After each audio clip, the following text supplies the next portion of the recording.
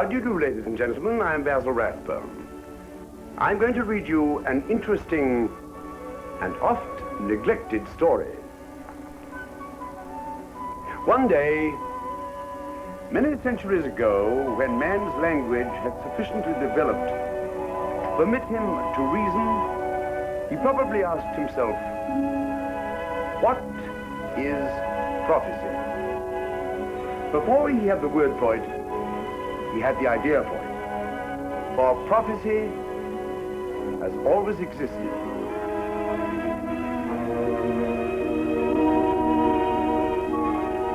Since the origin of rational man, he has held some concept of the future.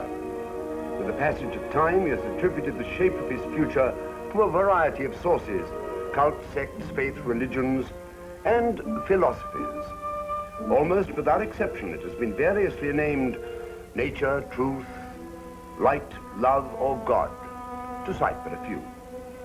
Some men have dared to examine these forces beyond the realm of the human body, to look ahead to forces which determine or foretell that which lies beyond the common understanding. They have, in fact, looked into the future and have seen 1,000 years hence as accurately as they see the morning sun. The prophet has been feared, laughed at, shunned, ridiculed, tortured, and rewarded.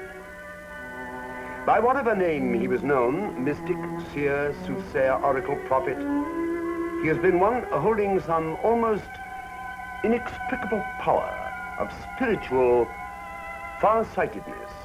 In periods of stress and danger, prophets have risen in every land to warn the people and the rulers of coming calamities. Their predictions have come down to us carved in symbols often difficult to decipher. They've been inscribed in the clay tablets of Chaldea and the hieroglyphics found in Egyptian temples and in pyramids. Prophecies have been found burned into hides and painted on parchment scrolls in ruins and caves in India and Palestine. We find them recorded in holy scriptures of all races and nations, from India's Gita, China's Golden Book of Tao, to the Talmud, the Bible, and the Quran. They all contain passages predicting the future of individuals and nations. Almost all great events in human history have been prophesied in advance, sometimes hundreds of years before they came to pass. The conquests of Alexander, the French Revolution, the campaigns of Napoleon, the discovery of America, the Civil War, both world wars, one and two, and their outcome. And here's something quite extraordinary. Even the prediction of the present alliance of Russia and China was made over 400 years ago. The fall of the Maginot Line and the sweep of the Nazi war machine were prophesied, as well as the rise to leadership of Franklin Roosevelt. The V-2 bombing of London, plus the disaster of Pearl Harbor, can be found in prophetic past. Prophecy is a kind of pre-feeling of future events. It is a spiritual seeing of events to come, which may be hundreds of years and thousands of miles removed in time and space. It makes us wonder about a man's free will in a universe guided by irresistible laws and stirred by tremendous events. In Africa, Europe, and America, archaeologists have discovered cave paintings of our ancestors' hunts and battles. Primitive, but amazingly realistic. Many of them are highly relevant in any inquiry into the significance of prophecy. Some scientists believe the cave paintings are merely a pictorial record of the caveman's life, but others with more sensitive and mystical minds speculate that these paintings may well represent man's earliest attempt at prophecy. In the way a voodoo priest may prophesy disease or control death through an image, so may the caveman have used the images of hunts and battles to prophesy and project into the future his victories and his successful hunts. Primitive tribes in Australia and Africa are still known to use the image prophecy, and spurred on by its promise, are known to be surprisingly successful. The early prophets made their predictions hundreds, even thousands of years before their fulfillment, and they did so with an amazing accuracy. There are Egyptian hieroglyphics which predicted subsequent floods and disasters. the Syrian clay tablets which foretold wars and destruction, the parchments of the ancient Talmud, the sacred book of the children of Israel, all bear testimony of the importance of prophecy in the development of man's cultural, economic, social, and religious life. The Old Testament relates Isaiah's amazing prophecy about the biblical world's most glamorous and awe-inspiring city, Babylon, the capital of the greatest kingdom and the seat of such exalted rulers as Hammurabi and Nebuchadnezzar. The artist's conception of that teeming and dazzling metropolis is magnificent. Yet one shudders in awe as he senses the emotion which must have inspired the prophet Isaiah's words, "And Babylon, the glory of the kingdoms, the beauty of Chaldee's excellency shall be as when God overthrew Sodom and Gomorrah. It shall never be inhabited, neither shall it be dwelt in from generation to generation. Neither shall the Arab pitch his tent there, nor shall the shepherds make their fold there." A prophecy which Isaiah made 124 years before it was fulfilled, and which is true to the letter even today. It lies in ruins. As the prophet foretold, Babylon has never been rebuilt. Neither do the Arabs nor the shepherds pitch their tent there, for they consider the city dead and cursed. In Jeremiah, the 3rd verse of chapter 30, the prophecy relates, "For lo, the days come, said the Lord, that I will bring again the captivity of my people Israel and Judah, said the Lord. And I will cause them to return to the land of their fathers, and they shall possess it." The prophet spoke when the 10 tribes of Israel were still in captivity in Babylon, 2,515 years before the English troops under General Allenby entered Jerusalem by foot and opened the gates for the return of the children of Israel. Since then, it has been as if the 10 lost tribes had been gathered out of Russia, Romania, Hungary, Austria, Germany, France, and Spain, as the Jews streamed in ever-increasing numbers to their homeland, Israel. And so have been fulfilled the words of prophet Amos, who declared, "And they shall build the waste cities and inhabit them, and they shall make gardens and eat the fruit of them, and I will plant them upon their land." In these fear-filled, troublesome times, the children of Israel may well heed the final words of Amos' prophecy when he concluded, "And they shall no more be pulled up and out of their land, which I have given them, said the Lord." The great events of the New Testament, such as the coming of John the Baptist and the life and crucifixion of Jesus, have all been foretold in the Old Testament, and Jesus did come, as he said, to fulfill the law of the prophets. 500 years before it actually occurred, Zechariah predicted that Jesus would enter Jerusalem like a king, and that he would be sold for 30 pieces of silver. He foretold the smiting of the shepherd and the scattering of the sheep. He cried out, "Rejoice greatly, O daughter of Zion. Shout, O daughter of Jerusalem. Behold, thy king cometh unto thee. He is just and having salvation, lowly and riding upon an ass." Likewise the Psalms foretell the tribulations of Christ. In Psalm 22, the singer puts it this way, "They pierced my hands and feet. I may tell all my bones. They look and stare upon me. They part my garments among them and cast lots upon my vestures." As the Old Testament predicted with vivid clarity the coming and the trials of Jesus, so did the record of the New Testament prophesy events to come long after the record was made. The 24th chapter of Matthew relates, "And Jesus went out and departed from the temple, and his disciples came to him to show him the buildings of the temple. And Jesus said unto them, See ye not all these things? Verily I say unto you, there shall not be left here one stone upon another that shall not be thrown down." 40 years later, when Titus took Jerusalem and the temple was burned, Titus became so angered, he ordered his soldiers to dig up the foundations of both the temple and the city. The prophecy of Jesus was fulfilled.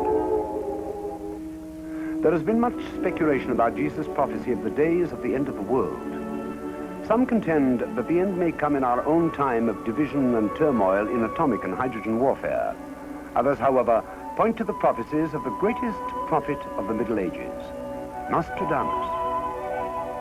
They agree, according to his predictions, the troublesome times are ahead of us from now to the year 2000. But Nostradamus' prophecies projected to the year 7000, and we may not yet witness what the disciple of Jesus called the end of the world. Jesus' prophecy, according to Matthew, is recorded in these words: "Take heed that no man deceive you, for many shall come in my name, saying, I am Christ, and shall deceive many.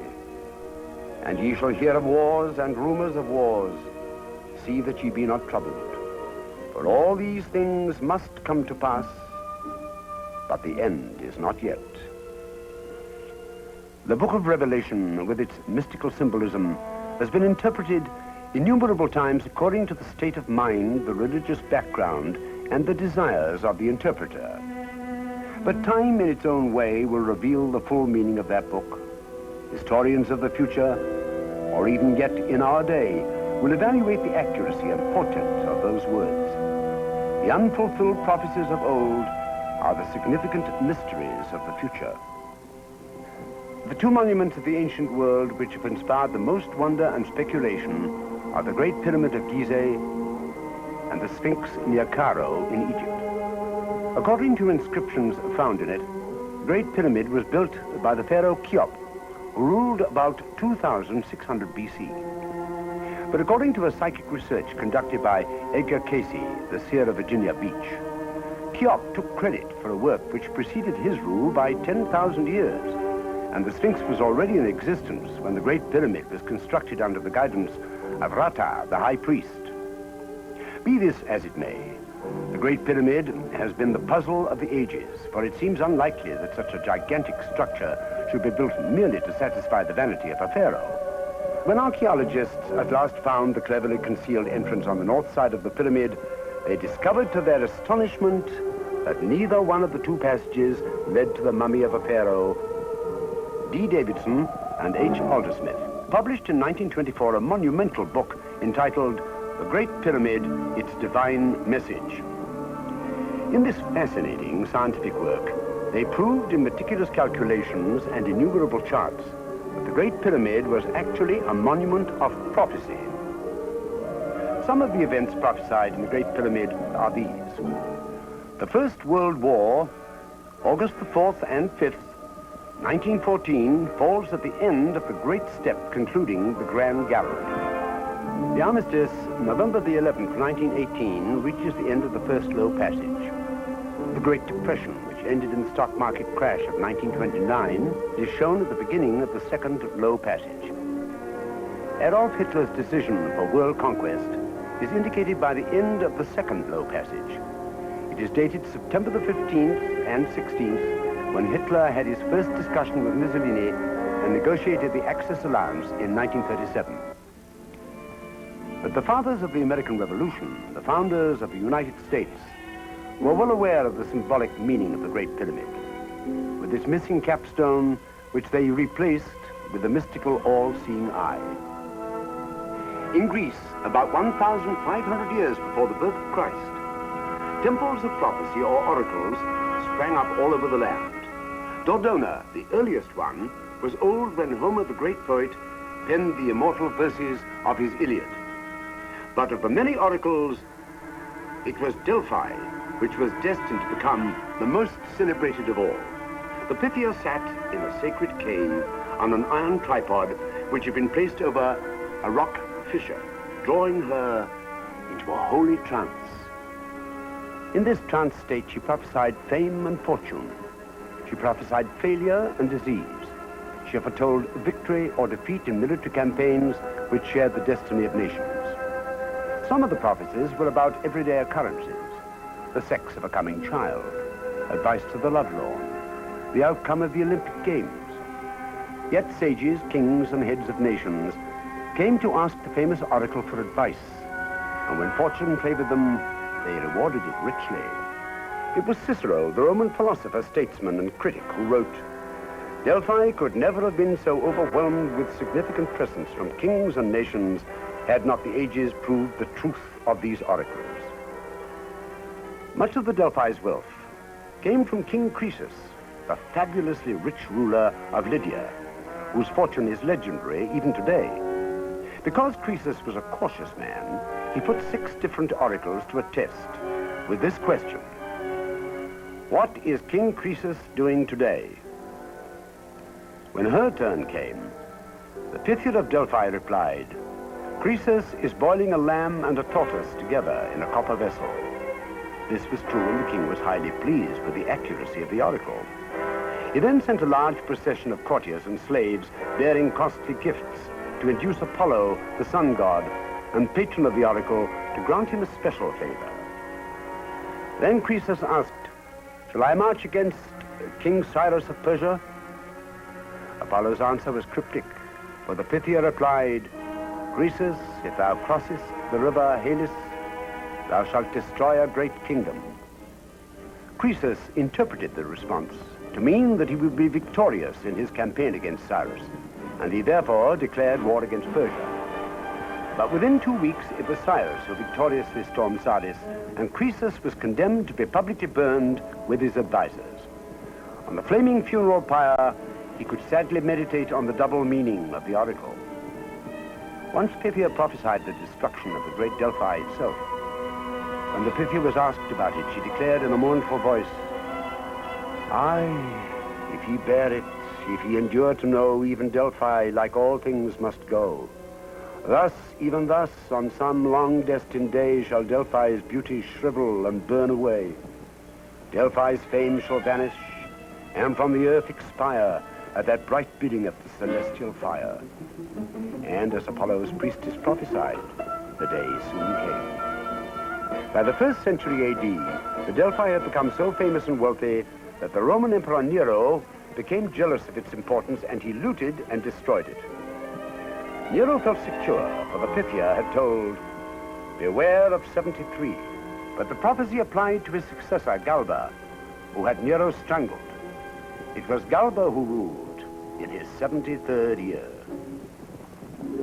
The world has had many oracles, prophets, magicians, and soothsayers. Anwari predicted a great storm for September the 16th, 1186 AD. The storm never materialized, but on that night, Genghis Khan was born. This Mongol leader swept over kingdoms and nations like a formidable storm, leaving in his wake death and destruction. In the Middle Ages, from the year 900 AD up to 1200 AD, the people were so convinced of the end of the world happening in the near future that they neglected to repair their houses and till their fields. The year 999 AD was the date most prophets agreed upon for this calamity to happen, and a trek to Jerusalem was believed necessary for one's salvation. The people sold and left their homes by hundreds and migrated to the Holy Land. As late as the 16th century, Johann Stoffer predicted another flood, as in the time of Noah. The people fled to the high places and spent their time and savings in the building of innumerable covered boats like Noah's Ark. The hills and mountains were dotted with them, and all the ark builders hurried to finish their boats before the great rains would surprise them. In the year 1517 AD, a barefoot hermit roamed through the streets of Rome, crying his prophecy of doom and destruction. His name was Bartolomeo Brandano, and he shouted to the populace, woe to Rome! Woe to Rome! The city of destruction will fall to the Transalpine nations for the sins of the Pope and the prelates. Pope Clement VIII had the hermit clapped into irons and warned with dire measures if he would not desist from his shouting. Brandano was released, but as he continued prophesying the fall of Rome, the Pope had him thrown into the Tiber, hoping he would drown. When the hermit survived this ordeal miraculously, he was thrown back into the dungeon and chained. 10 years later, the mercenary army of Charles V swept through Italy and sacked Rome in a bloody pillage. The hermit was released by the conquerors, and Pope Clement VIII was forced to sign a humiliating peace treaty and had time to meditate on the fulfillment of Brandano's prophecy. There was another monk, Savonarola, who predicted the expulsion of the Medicis, the ruling family from Florence. He predicted the sack of Rome and the French invasion of Italy under Charles VIII. But the Vatican and Rome had long been beleaguered by disgruntled nobles and prelates, and as Savonarola preached openly against the crimes of the Borgias, Pope Alexander, the father of Cesare and Lucrezia Borgia, who were guilty of many a political murder, would not allow Savonarola to flay his offspring in public sermons. The Pope declared Savonarola a heretic, and when the fearless monk declared that he was ready to be tested by any ordeal the church would choose, the Pope obliged him to prove his innocence through the ordeal of fire. Astrology has a history of thousands of years, from the time of Nebuchadnezzar, Pythagoras, Nero, and Nostradamus, down to our 20th century. Even some of the popes were astrologers. Leo X became a great patron of astrology, because an astrologer had predicted his election to the papal chair when he was only a child. When the disease of the Archbishop of St. Andrew baffled London's physicians, he went to Paris, where it was diagnosed and cured, thanks to the horoscope of a French astrologer. His name was Jerome Cardan, but in parting, he warned the Archbishop, "Your Eminence, I have been able to cure your disease, but I cannot prevent your destiny of being hanged."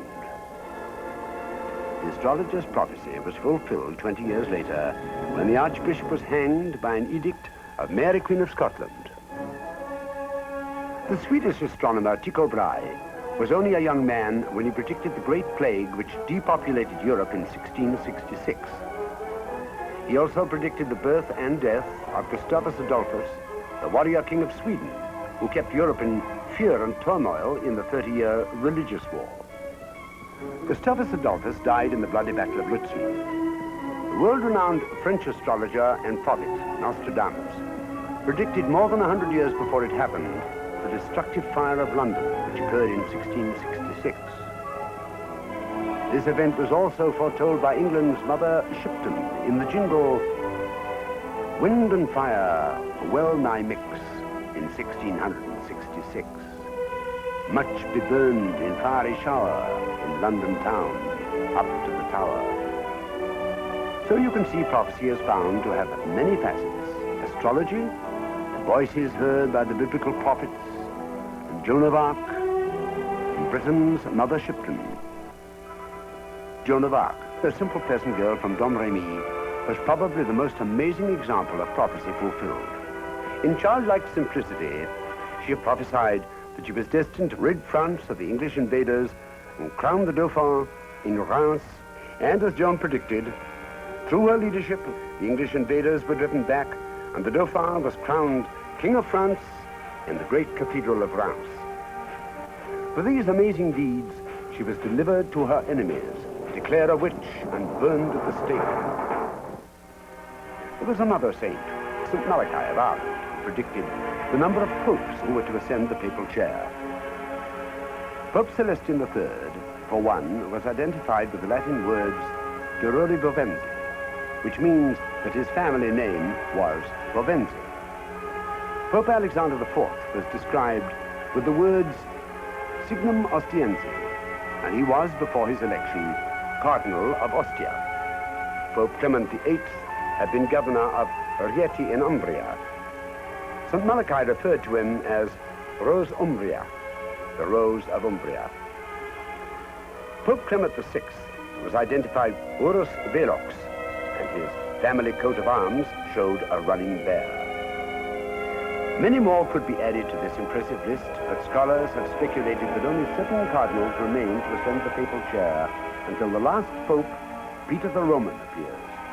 About him, St. Malachi prophesies, "During the final persecution of the Holy Roman Church, Peter the Roman will lead his flock through great tribulations. The city of the 7 hills will be destroyed, and the awesome judge will judge the nations." Mother Shipton, born in Yorkshire, England, in 1488, was described by her biographer Baker. Her stature was larger than common, her body crooked, her face frightful, but her understanding extraordinary. Her fame lies in the prediction she made concerning Cardinal Wolsey, who was making plans to move his headquarters to York. When the Cardinal heard that the Yorkshire Series had prophesied that he would never see York, he sent 3 distinguished emissaries to Mother Shipton to discover whether she had really made such a prediction. He swore that he would burn her if it were true. When the emissaries faced her with the question, Mother Shipton replied, "He may see it, but he will never get there." And to their amazement, then she prophesied accurately the fate of the 3 noblemen. When the Cardinal was told of Mother Shipton's corrected prediction, he was in the castle tower of Cawood, where he could see York in the distance. In fury, he vowed that he would burn the witch. But he did not burn her and did not get to York. He died on the way. There are many prophetic jingles attributed to this 15th century Mother Shipton of Yorkshire. One ancient doggerel declares in rhyme, "Carriages without horses shall go, and accidents fill the world with woe. Around the world thoughts shall fly, in the twinkling of an eye. The world upside down shall be, and gold be found at the root of a tree. Through hills men shall ride, and no horses be at their side. Underwater men shall walk, shall ride, shall sleep, shall talk. In the air men shall be seen in white, in black and green. Iron in the water shall float as easily as a wooden boat. Gold shall be found and shown in a land that's not now known." Here one recognizes an incredible list of fulfilled predictions, verified in this scientific age of the 20th century.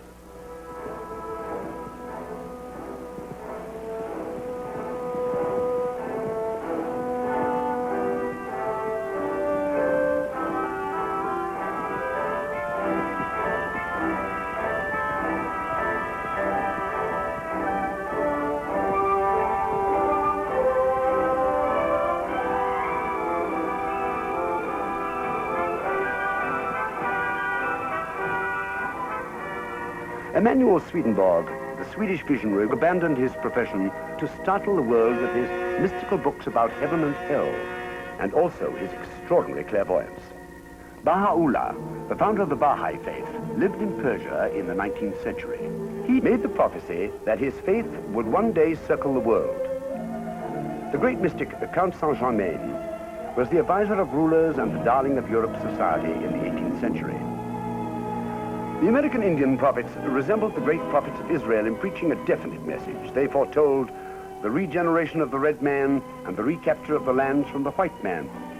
Germany can boast of 2 seers who foretold future events with incredible accuracy. The first was a Saxon fisherman, Christian Herring, who predicted in 1744 that an army would invade Saxony, fighting a bloody battle, occupying Dresden, and leaving it soon through its upper gate.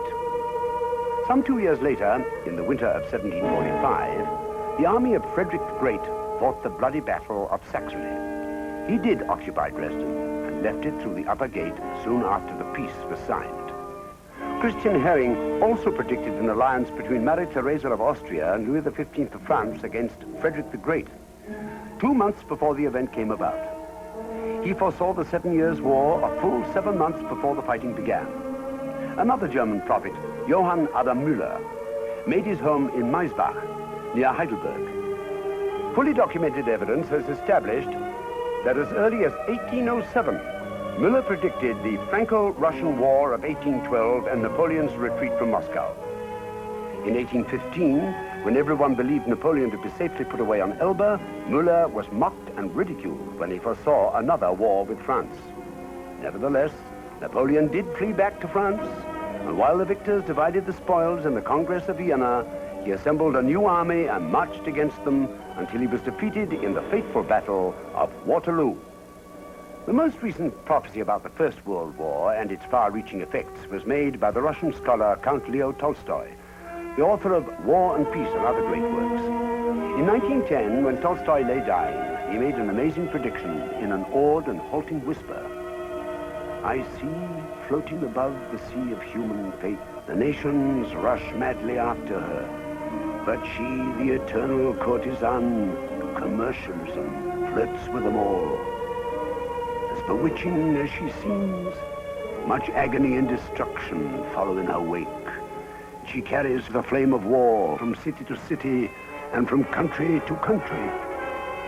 The great conflagration set by the torch of war will start in 1913 in the southern countries of Europe.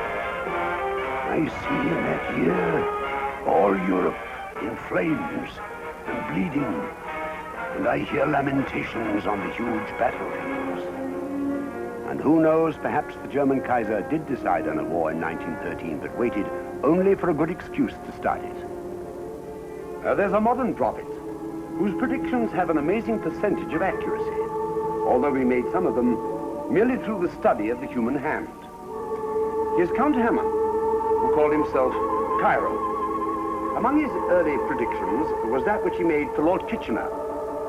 When Kitchener was still an unknown colonel in the British Army, Cairo told him, "You will someday head the British Army in its greatest war to come." Kitchener, you may recall, was made war minister at the outbreak of the First World War. Now, Cairo then elaborated his prediction in declaring, "And you will die in a sea disaster in your 66th year." Lord Kitchener died when the battleship which was to bring him to Russia was torpedoed.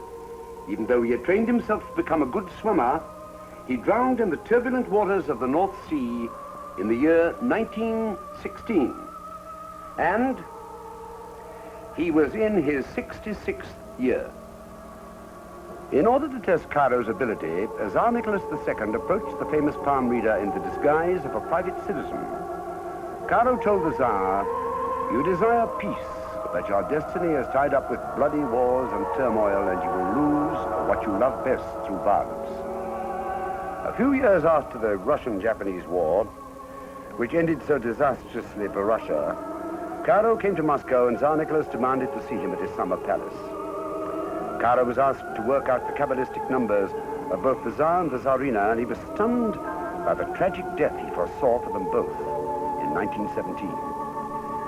When the monk Rasputin came to him for a reading, Cairo told him that he would be killed by poison, a dagger, and bullets, and that his body would be thrown into the river Neva. Rasputin laughed and claimed to be indestructible. He almost was, for it took all four methods: poison, dagger, bullets, and the icy waters of the river Neva to crush the life out of his tremendous body. In London, Cairo was asked to read the palm of a veiled woman.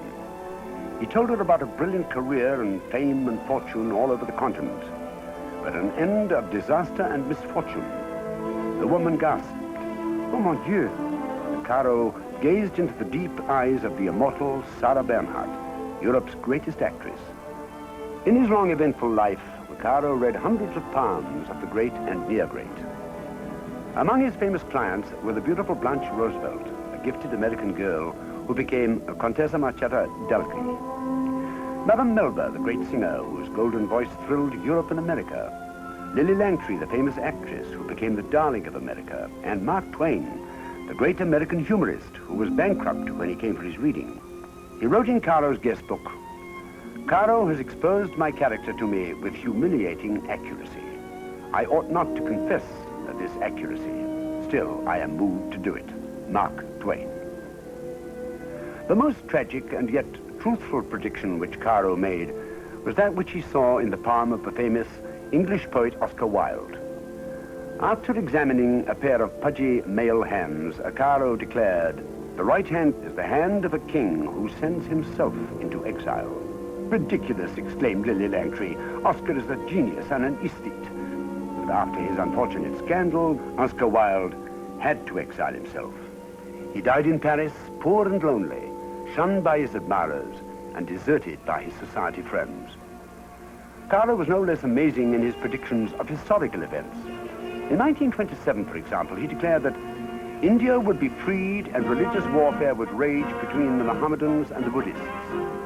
Cairo further predicted that Italy and Germany would war with France and that Spain would be under a dictatorship. This came to pass with the alliance of Hitler and Mussolini, and General Franco did become dictator of Spain. He also foresaw that London and the east coast towns of England would be destroyed by Russian airplanes. He declared The great battle of Armageddon will be fought on the plains of Palestine between Russia and the new Jewish nation. Caro cited in 1927 a newspaper article, Unfathomed Wealth of the Dead Sea and Palestine. The imagination reels before the stupendous figures of wealth, estimated by the experts to be the value of the deposits. Andrew Jackson Davis, one of the most amazing psychics, was born in America over 100 years ago. His accomplishments merit genuine respect. In 1845, he delivered over 150 lectures in a deep trance. He wrote numerous books, and in one called The Penetralia, he made these astonishing predictions. There will be a great improvement of motive forces, a method of traveling on dry land and through the air. Instead of the present gallery-looking cars, we will have spacious salons, almost portable dwellings, moving with such speed, and perhaps there will be advertisements through to California in 4 days. Look out in these days for carriages and traveling salons moving on the roads without horses, steam, or visible motive power, moving with greater speed and safety than at present. They will be moved by a strange and simple mixture of aquatic and atmospheric gases, and so imparted by a machine somewhat resembling our engines as to be entirely concealed and manageable between the forward wheels. The first requisite for these land locomotives will be good roads upon which your engine without horses may travel with great rapidity.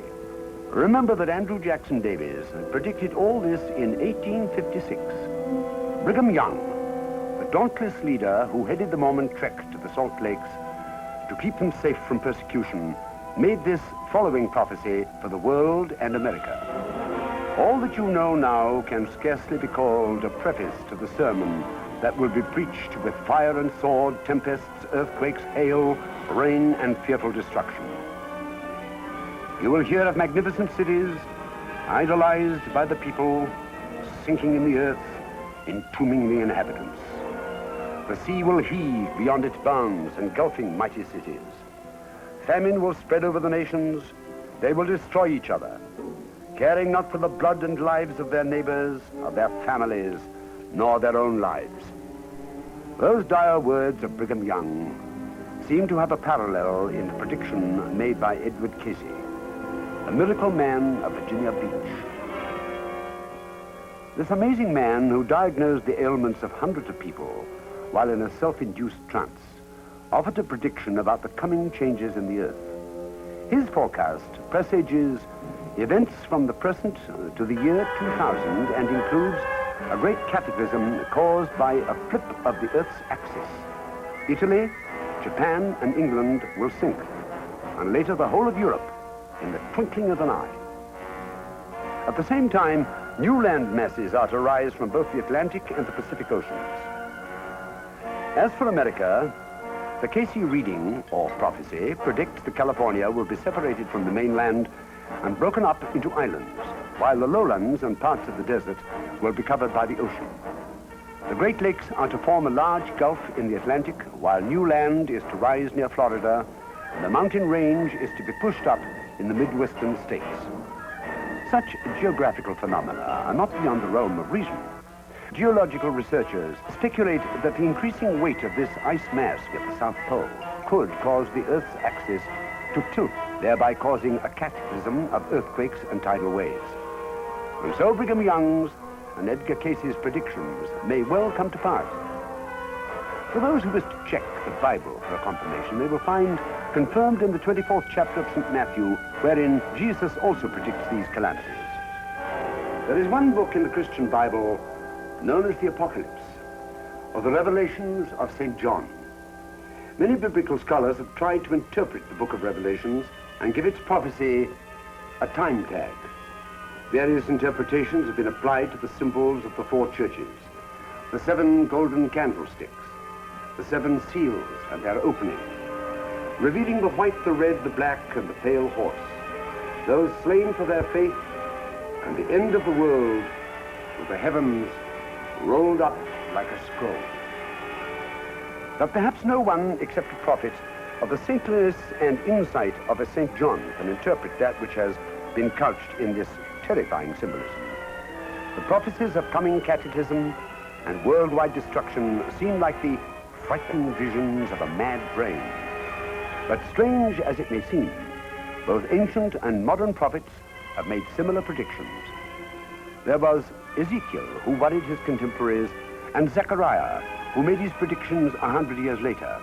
And in the story of Gog, we are told that he is to come like a cloud of locusts to ravage the land of the children of Israel.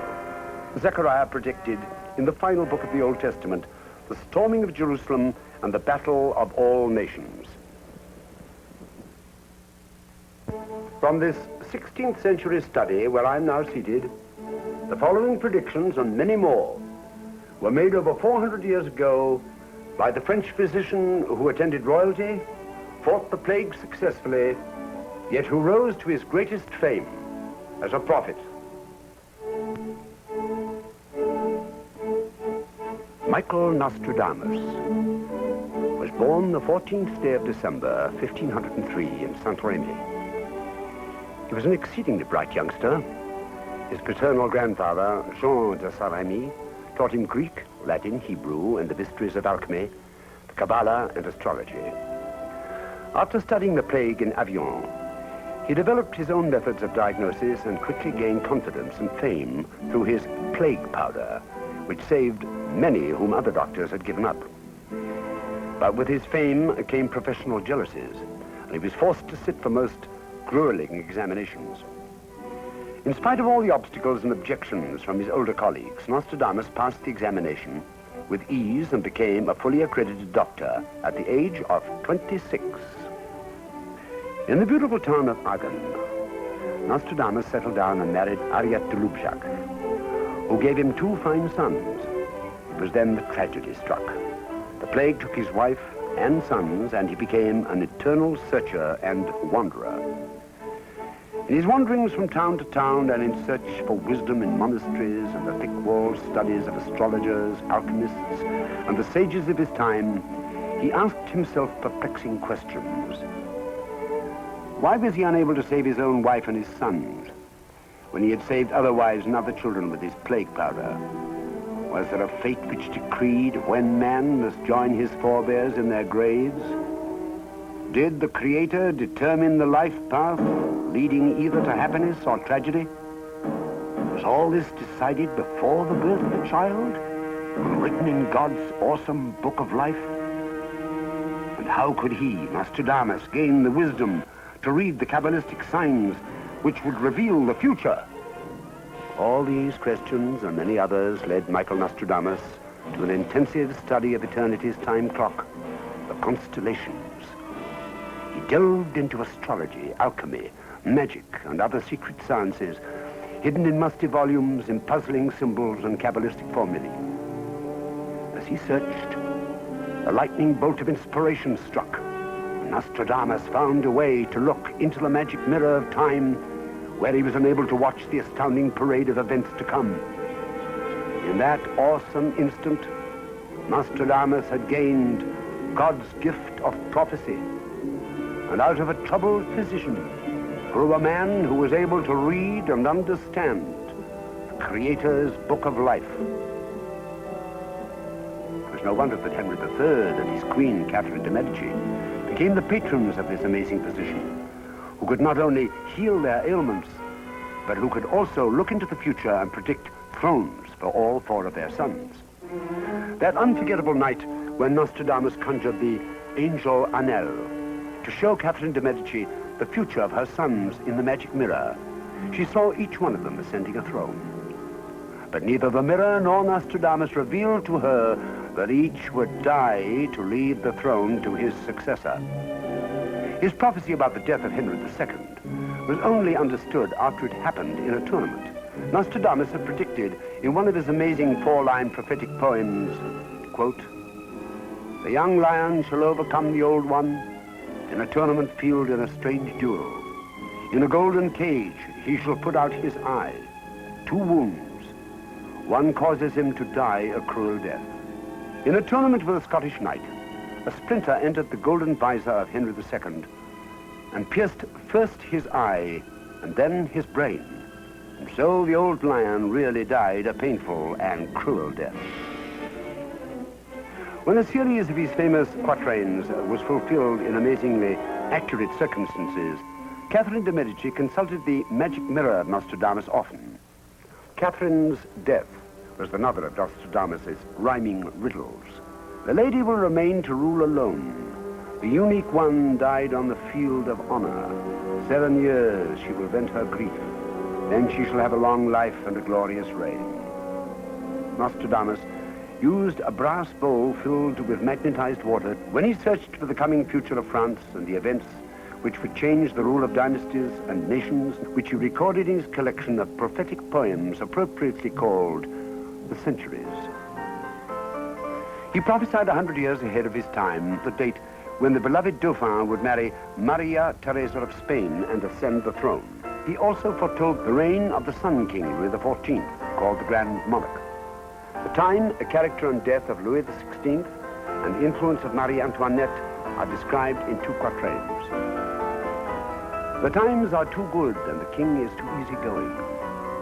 In negligence he makes and unmakes hasty decisions. Lightly he overlooks the faults of his loyal spouse. He will be put to death through his benevolence. And the seer continues. Because a Bourbon is too good and carries in his hand the signs of justice, his blood and the blood of all those who carry his name, after an unjust flight, shall receive their due, in spite of his plea. In the beginning of the revolt, which grew into the French Revolution, Louis XVI fled with Marie Antoinette and his children. All were executed in spite of the king's pleas for mercy.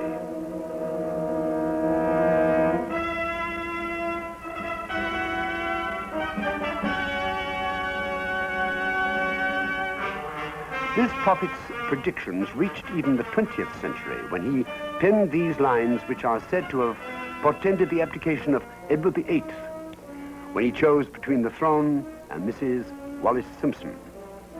The young man born to the kingdom of Britain, whom his dying father shall recommend, shall give London a topic after his death, and it shall demand the kingdom from his son.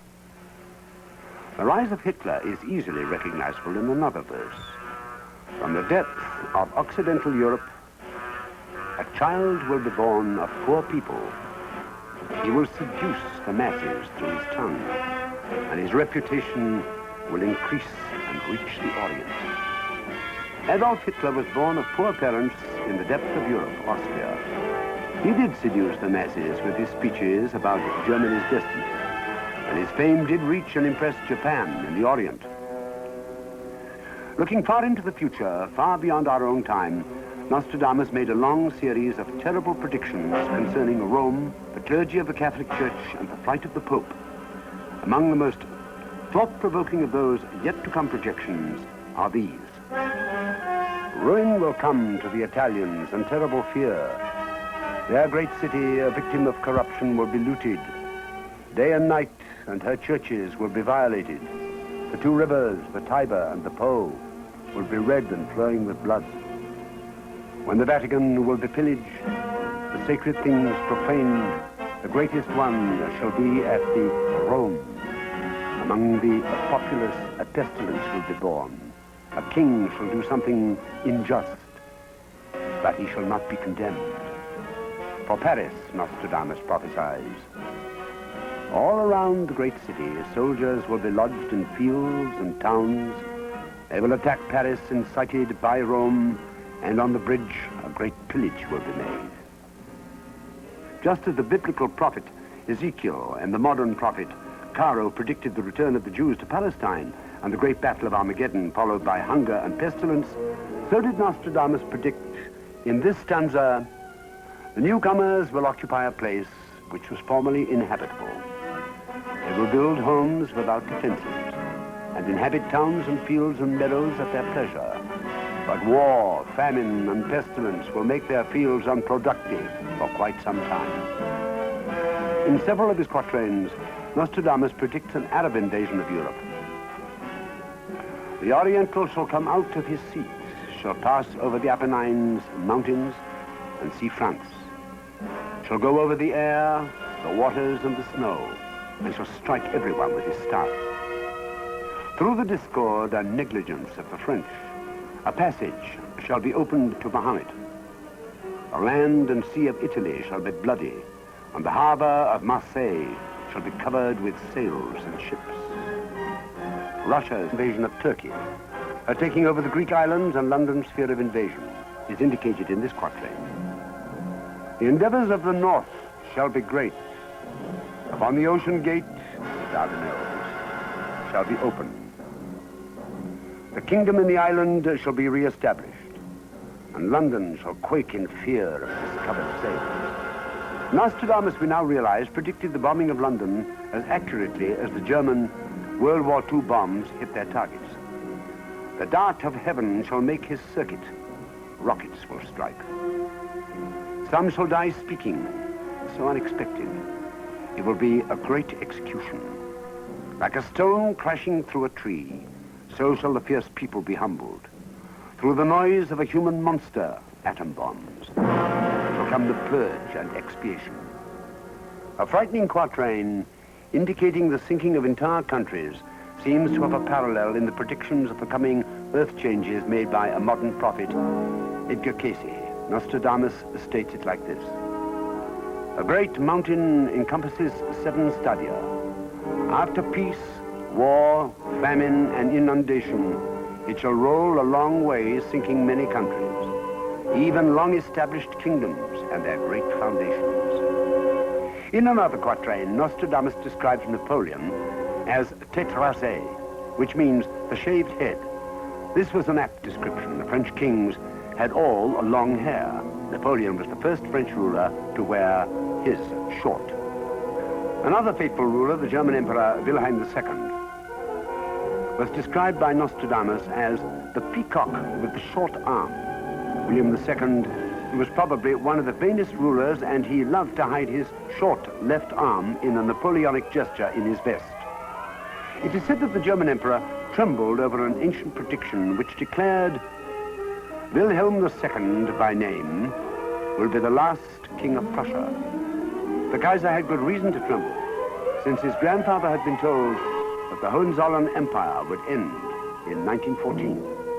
One almost shudders at the uncanny accuracy with which Nostradamus described the First World War some 400 years before the German invasion of Belgium. He foresaw the next 20 years between world wars as he wrote of von Hindenburg's death, Hitler's assumption of power, and his rise to fanatic dictatorship. The fall of Czechoslovakia, Poland, and France, and the occupation of Paris, Nostradamus predicts in these magnificent lines. In the city which the wolf shall enter, enemies shall be all around. A foreign force shall lay waste great lands. To the walls and the Alps, friends shall go. And so it happened, you recall.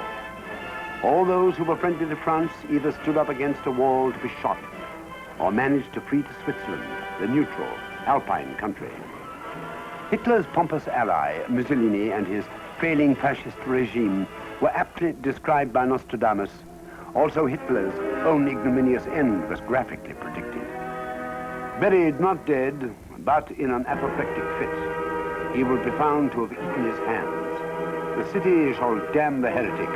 Whatever the laws were, he had them changed. Yes, we can easily imagine the fallen Hitler in the cellar of the bombed-out chancellery, chewing his fingernails in an apoplectic fit. Now let us turn to prophecies about America and see what Nostradamus has to say about it. The elder sister of the British Isles will be born 15 years before her brother. By virtue of her destiny, which is truthfully so, she will succeed to the rule of justice. The elder sister, America, was born in 1776, 15 years before her brother, Canada, gained autonomy sanctioned by the British Parliament and the Canadians. In the next quatrain, Nostradamus coined the word Amerish, 250 years before America came into being. He declared the head of London with the ruler of Amerish when the island of Scotland will be covered with ice. Both king and rebel will be against a false antichrist who will put them all into war.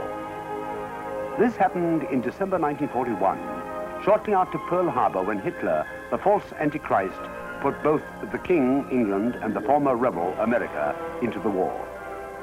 Roosevelt's appearance on the stage of history is predicted in this quatrain. Of the aquatic triplicity, England, France, and America, will be born one, who will make Thursday his holiday. His fame, praise, rule, and power shall grow across land and sea and worry the Orient. President Roosevelt declared a Thursday Thanksgiving Day, a national holiday, and his increasing power did worry the Orient, Japan, after her attack on Pearl Harbor. Now, in the last quatrain, Nostradamus predicts the future of America. The earth and air will be filled with frozen water when they will come to honor Thursday. That which was never to be became so beautiful.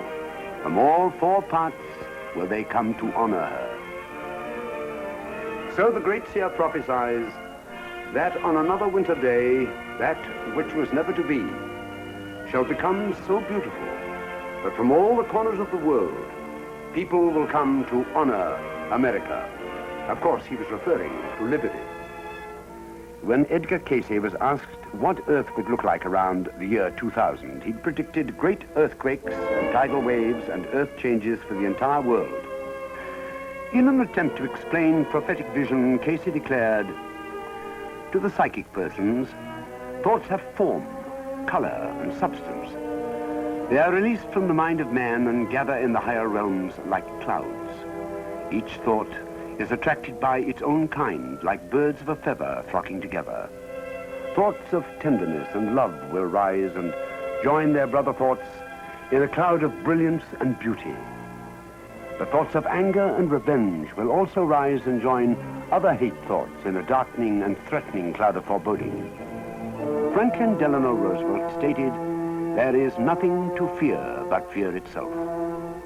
In his 4 books of prophetic quatrains, Nostradamus predicted fearful times. 20 years of the reign of the moon having passed, 7,000 years another shall hold his monarchy. When the sun shall resume his days past, then is fulfilled and ends my prophecy. And the last quatrain describes this end graphically. For 40 years, the rainbow shall not appear. For 40 years, shall it be seen every day. The parched earth shall wax drier and drier, and then the great flood shall appear. But man has always survived on his hope for the future. He constantly imagines and plans a brighter tomorrow and hitches his wagon to a star. Great comfort is given us through hope and faith, in the belief that the future, the truth of tomorrow, can be changed through brighter thoughts and brighter deeds. Mankind can change prophecy. Our future could be peace and abundance for all nations, not war and destruction. Thus do we hold the fate of our world in our own hands. So let us bring those 1,000 years of peace, which have been prophesied, into a wonderful fulfillment.